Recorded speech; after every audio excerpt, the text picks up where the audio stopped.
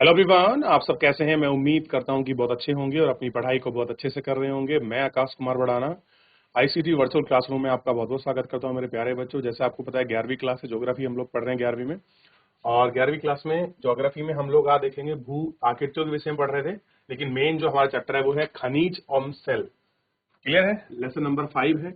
और मैंने आपको पहले भी बताया है कि जो हमारी चट्टानें हैं वो किसकी बनी हैं और कैसे बनी हैं, और खनिज हैं, सेल हैं, इन सब के विषय में बात करेंगे। क्लियर है?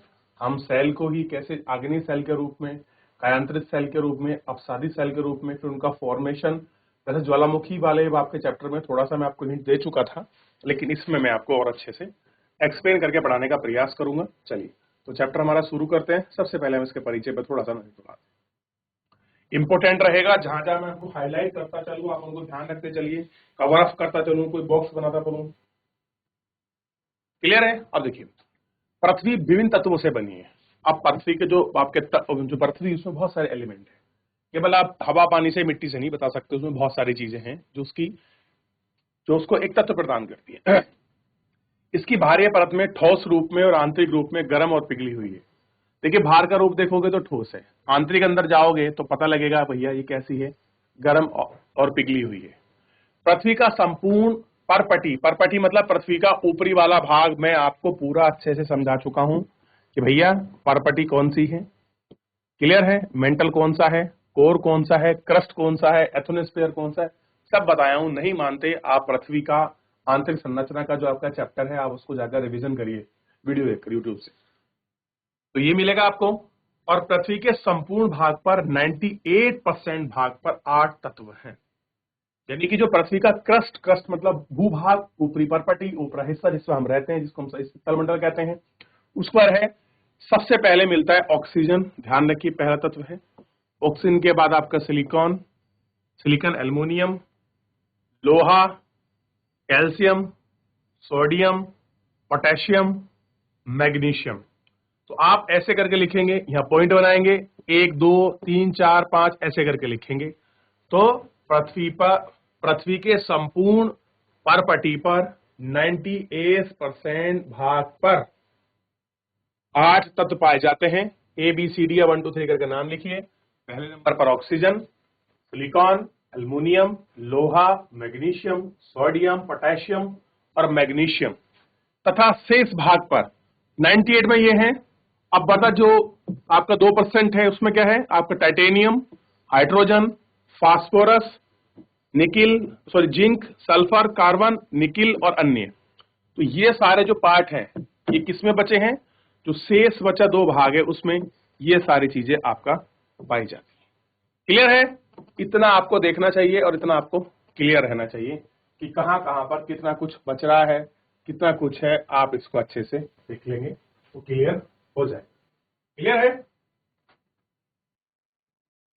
भूप्रकृति पर पाए जाने वाले प्राय तत्व कैसे हो सकते हैं, अलग अलग हो सकते हैं। ठीक है? परपटी पर तत्व अलग अलग नहीं मिलते, बल्कि समानता एक दूसरे के साथ है। यानी कि अलग नहीं है, एक दूसरे आप निकाल रहे हैं, हो सकता हो सिलिकॉन, एल्युमिनियम, पोटेशियम, मैग्नीशियम एक साथ निकले, ऐसा भी हो सकता है। और कह रहे हैं कि मिलकर पदार्थ करते हैं, इनका निर्माण खनिजों का नाम है। देखें, स्थल मंडल का निर्माण करने वाले तत्व में संख्या आती है, और आप इनका संयोजन और तरीके से होता है, जिसमें खनिजों के अनेक किस्म के बने होते हैं। जैसे भूपर्पटी कम से कम 200 प्रकार के खनिज की पहचान की गई है। टोटल 200 टाइप हैं अभी तक जिनकी हम लोग पहचान कर चुके हैं, उनका नाम है। लेकिन सामान्यतः उपलब्ध सभी पदार्थ प्रमुख 6 खनिज समूह हैं। यानी कि है तो बहुत सारे, लेकिन प्राइम 6 हैं, मूलते 8 हैं, 6 प्राइम। आइए इन भौतिक अवस्थाओं वाले खनिज पर थोड़ा सा विचार करें। सबसे पहले आप देखिए भौतिक विशेषताएं, क्रिस्टल और बाहरी रूप, अविलंदन, विरंजन और चमक और रंग। इन सारी चीजों को हम लोग गौर करके आपका देखते हैं और देखकर हम लोग बात भी करेंगे। क्लियर है?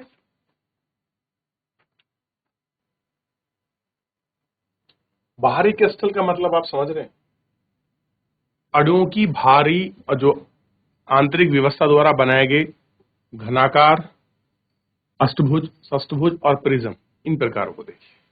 सापेक्षिक रूप में मिलने वाली चीजें हैं, उनको आप कई दिशाओं में एक एक करके दूसरे के साथ देख सकते हैं, किस तरीके से बने हैं। विभंजन को आप देख रहे हैं, इतनी पूर्ण आंतरिक क्रिस्टल वेदें हैं और नियमित रूप से टूट रही हैं, इनको आप देख सकते हैं। और रंग के बिना किसी पदार्थ की चमक और उसका प्रयोग, दंते चमक को हम देख रहे हैं। मेटालिक और रेशमिक क्लासिक हम लोग देख रहे हैं। क्लियर है? इन सब चीजों पर हम लोग बात कर रहे हैं। क्लियर है? उदाहरण के लिए अशुद्धि के कारण क्वार्टजाइट का रंग सफेद, हरा और लाल और पीला हो सकता है। ये तीनों कलर आपको मिल सकते हैं। धारियां किसी भी खनिज के पीसने के बदलने के बाद जो पाउडर का रंग खनिज के रंग या अन्य रंग का हो सकता है। मान लीजिए आपने पत्थर लिया हरा, आपने पीस लिया, हो सकता है वो आपका ब्लैक हो जाए ग्रीन हो जाए या फिर नीला हो जाए। ठीक, अब देखिए अन्य रंग का हो सकता है, जैसे मेलाकाई का रंग हरा होता है और उस पर धारियां हरी होती हैं। फ्लोराइड का रंग बैंगनी है, हरा होता है, जब इसका श्वेत धारियां हो जाती हैं। अब देखिए पारदर्शी, आपका ट्रांसपेरेंसी वाला, प्रकाश किरणों में इस प्रकार आर पार जाती हैं और किसी वस्तु को सीधा कर पाती हैं। आभासी हैं, प्रकाश किरणें हैं, उकसाने के कारण है, ये सारी चीज देखते हैं। और जो संरचना है ये आपको देख सकते हैं। और विशेष व्यवस्था, महीन, मध्यावस्था, खुलेपन, पिसा हुआ, ये सारा है। और जो कठोरता है, अपेक्षित जो भार है, इसको भी मैं आपका देखूं, अपेक्षित भार। क्लियर है? तो आप इनको देखोगे ना, अपेक्षित भार, कठोरता, किस प्रकार की संरचना है, इनकी सारी, तो ये आपको एक एक करके क्लियर होगा। तो सबसे पहले धारियों को देखिए, परावर्तित देखिए, संरचना को देखिए, उसकी कठोरता किस कारण से है। हो सकता है टैलिक के मिलने से हो, जिप्सम के, कोलाइट्स के, ये सारे अन्य जो पत्थर है, क्वार्ट्ज वगैरह, इनके मिलने से भी हो सकती है। पहले इसको देखेंगे फटाफट, जल्दी 1 मिनट, फिर हम लोग जो है अपने चैप्टर पर आगे बढ़ेंगे। अब चलिए आगे बढ़ रहे हैं और आगे बढ़ के हम लोग देख रहे हैं, थोड़ा सा हमको ध्यान देना चाहिए। अब हम आगे बढ़े और इन सब चीजों को आपका देख रहे हैं। पृथ्वी के आंतरिक भाग पर पाए जाने वाला मैग्मा सभी खनिज को मूल स्रोत है। मैग्मा के ठंडे होने पर खनिज को क्रिस्टलीय बनाने लगे हैं। इस प्रक्रिया में जैसे जैसे मैग्मा ठंडा होता है, सेल बन जाती है, खनिज क्रम श्रृंखला का निर्माण होने लगता है। ठीक है, पेट्रोलियम, कोयला और खनिज कार्बनिक पदार्थ हैं। ये ठोस और तरल गैस के रूप में पाए जाते हैं। कैसे हैं? कोयला है, पेट्रोलियम है, प्राकृतिक गैस है, ठोस तरल पदार्थ, इन सब के रूप में ही आपका पाए जाते हैं। क्लियर है? ये हमको देख, और कैसे हैं? धातु तत्व को भी हमको देख रहे हैं। 3 प्रकार की चीजों को हम देख रहे हैं, बहुधातु, बहुमूल्य धातु, अगोलिक धातु, स्वर्ण, चांदी, पेट्रोलियम, लोहा, स्टील, निर्माण, इन सबको हम लोग आपका देख लिया। तो आपको क्लियर होना चाहिए, धात्विक खनिज में वेता जिनमें 3 प्रकार विभाजित है। बहुमूल्य धात्विक में सोना, चांदी, पेट्रोलियम महंगे हैं।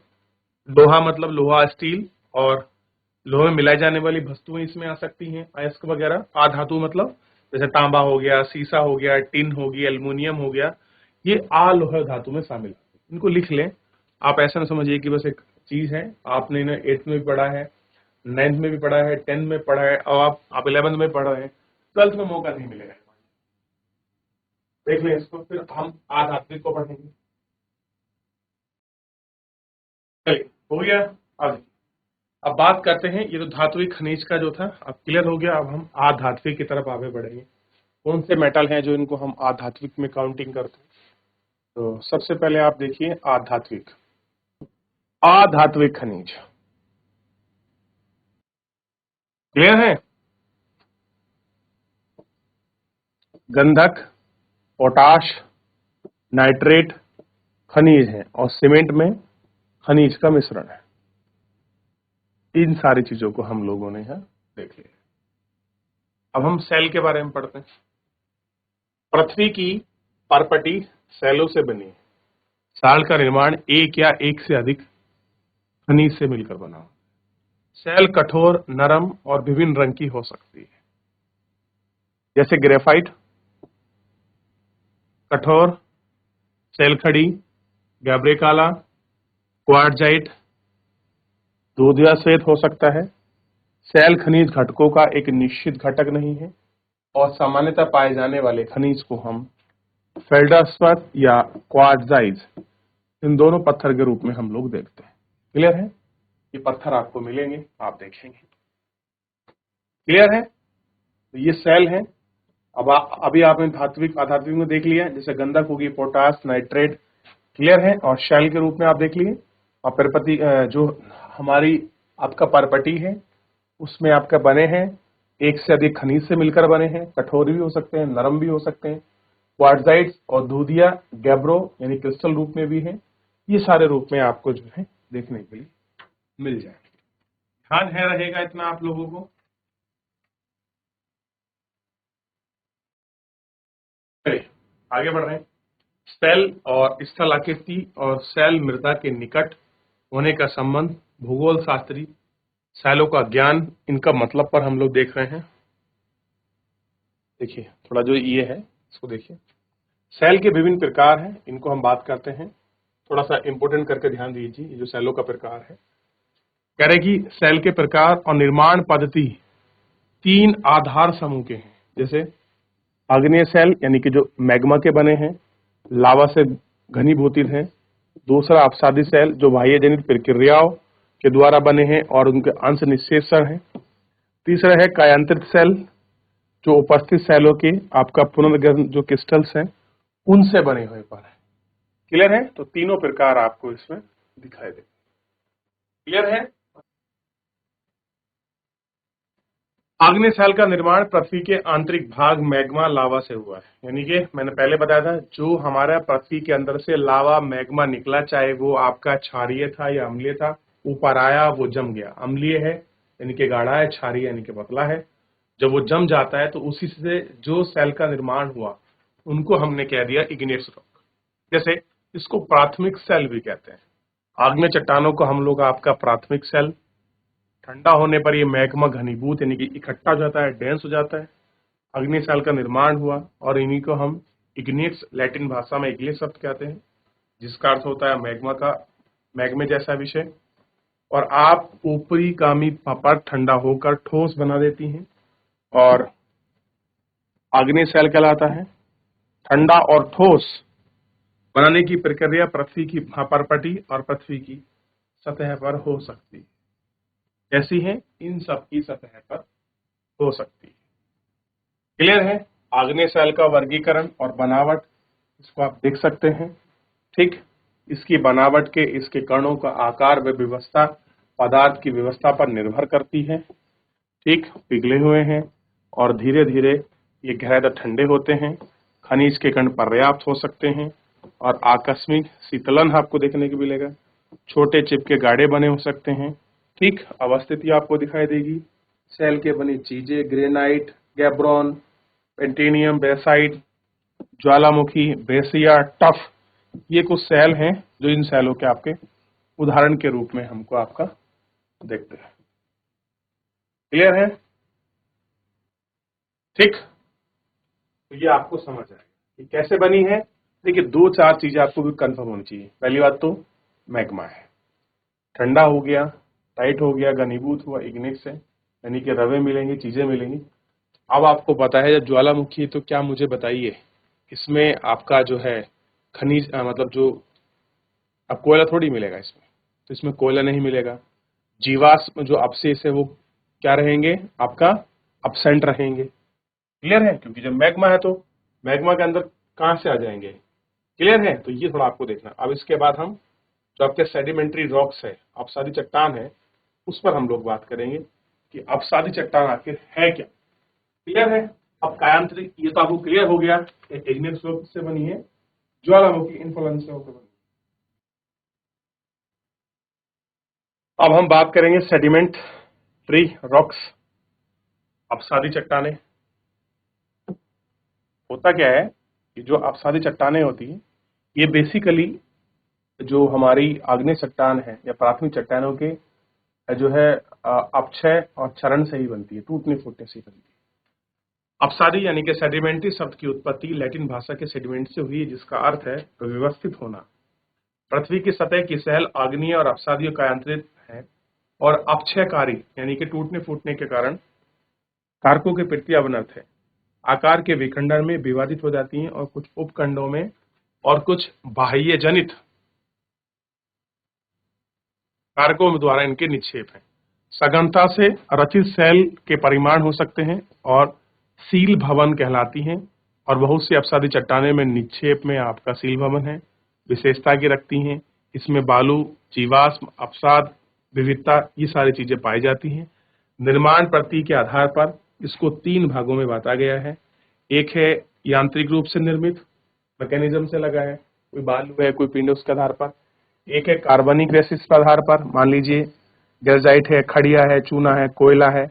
एक है केमिकल कंपोजिशन के बेस पर, जैसे इसके लिए सिंभार है, प्रस्तार है, चूना पत्थर है, हेलेसाइड है और पोटेशियम है। होता क्या है समझिए, ये आपकी चट्टान है, इस चट्टान का कुछ क्षरण वरण हुआ और इस जगह गया और ये जाकर धीरे धीरे बाप का डिपोजिशन हो गया।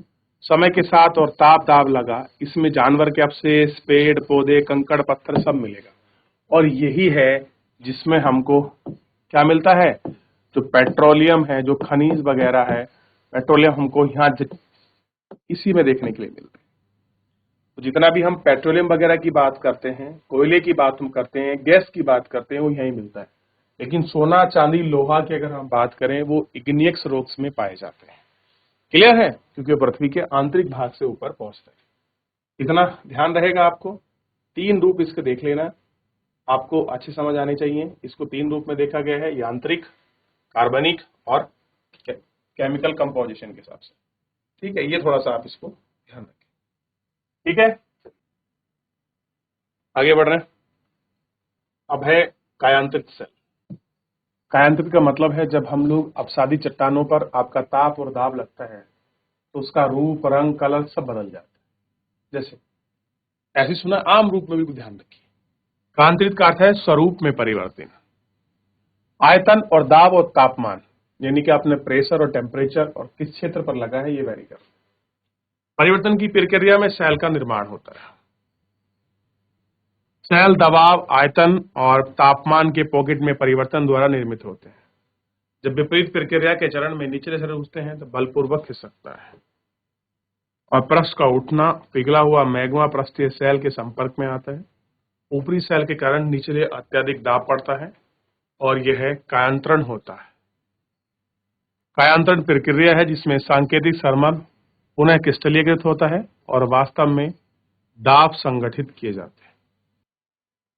देख लिए, बिना किसी विशेष रासायनिक परिवर्तन के टूटने और पीसने के कारण वास्तविक सेल यांत्रिक और पुनर्संगठन होना गतिशील कार्य कहलाता है।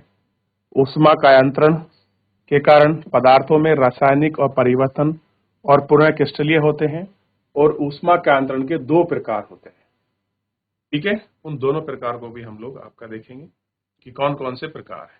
ठीक, तो संपर्शकायन आपका प्रेक्षण गर्म सेल के रूप में, मैग्मा लावा के रूप में आती है। हाइट, उसके ऊपर टेम्परेचर है और क्रिस्टलीय रूप सब इत्यादि चेंज कर जाते हैं और मैग्मा अक्सर लावा के रूप में नए सिरे से उत्पन्न होते हैं और प्रादेशिक कायांतर, तापमान और दाब के इन दोनों के कारण सेल का विमर्तन की टेम्परेचर विकृति होती है, जिस सेल को पुनर्क्रिस्टलीय होता है। यानी कि टेम्परेचर और प्रेशर के कारण जो सेल का इंटरनल स्ट्रक्चर है वो भी चेंज हो जाता है। क्लियर है। खनिज सतहों को रेखा के रूप में व्यवस्थित है। कायांतरित सेल खनिज अथवा कणों की इस व्यवस्था को पांडरण यानी कि फॉलेशन रेखांकन कहते हैं और कभी कभी खनिज विभिन्न समूह के कारण पतली से मोटी व्यवस्था, पतले कण से मोटी कण में व्यवस्थित होता है। हल्के गहरे रंग में दिखाई दे सकते हैं। संरचनाओं में आपको वेडिंग कहते हैं। वेडिंग प्रदर्शन सेलों का आपका वेडिंग सेल कहते हैं। वेलेंडेंट, क्लियर है। तो ये रूप होता है, अब ऐसे ही दिखा रहा है, आपका चेंज करा हुआ रूप है। क्लियर है। अपवित्र सेल, पवित्र सेल, अपवित्र सेल, तो इस रूप में हो जाता है। और जो सेल चक्र है वो भी आपका बनता है। बड़ा आसान है, कोई सेल चक्र इतना हार्ड नहीं है। सेल चक्र में कुछ नहीं होता है, ये थोड़ा मैकेनिज्म समझ लीजिए। अब ये सबसे पहले आपका मैग्मा निकला, मैग्मा निकल कर ये आपका जम गया, जमने से बनी आग्नेय चट्टान। आग्नेय चट्टान का क्या हुआ, अपक्षय और अपरदन, टूटी फूटी और एक स्थान से दूसरे स्थान से, ये क्या होता है, शिला भंजन, शिला का टूटती है। ये स्थान पर जाकर जम गई और जमने के बाद ये बन गई अपसादित चट्टान। यहाँ क्या लगा इसमें, ताप और दाब, भाई दाब से तो बनी, फिर इसका इसी अपसे चट्टान पर दाब लगा और प्लस ताप लगा, और दाब और ताप लगने की वजह से ये क्या बन गई, कायांतरित। और कायांतरित को वापस ये जब आपके पृथ्वी के दो प्लेट आपस में टकराती हैं, गलती है, फिर मैग्मा बनती है। तो ये एक प्रकार का साइकिल है जो हमेशा चलता रहता है, लेकिन बस इसको बनने में हजारों वर्ष नहीं, लाखों करोड़ों वर्ष का समय लगता है, तभी आप इसको इस रूप में देखते हैं। क्लियर है, यही है। चलिए, तो इस तरीके से पूरा चैप्टर हमारा समाप्त हो गया। कल हम और दूसरा चैप्टर लेंगे। चलिए, तो फिलहाल आज के लिए इतना ही, मिलेंगे नेक्स्ट लेक्चर में। तब तक अपना ध्यान रखिए, स्वस्थ रहिए, अपनी पढ़ाई को अच्छे से करते रहिए। मुझे जुड़ने के लिए बहुत बहुत धन्यवाद।